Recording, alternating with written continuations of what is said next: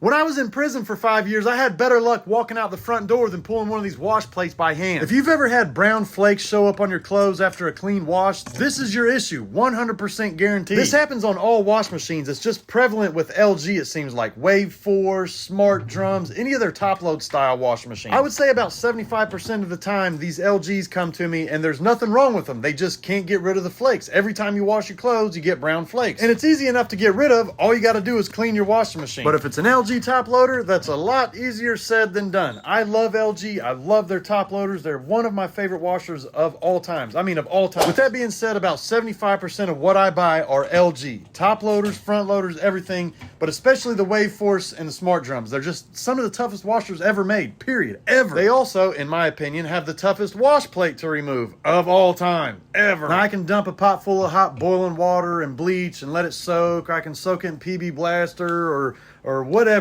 But here's the thing is I just don't have a week to waste. So I got to get it done quick. And here's the solution. I mentioned PB Blaster earlier, but really all I meant was penetrating oil because this stuff right here, Croil, is the best stuff I've ever used in my entire life. If you don't know what this is, then you're probably too young, but this is some of the greatest penetrating fluid of all times ever, and it smells good enough to put in your beard. Thanks, Kyle. But anyway, if you're a technician, you've ever removed these before, you'll know this is a task.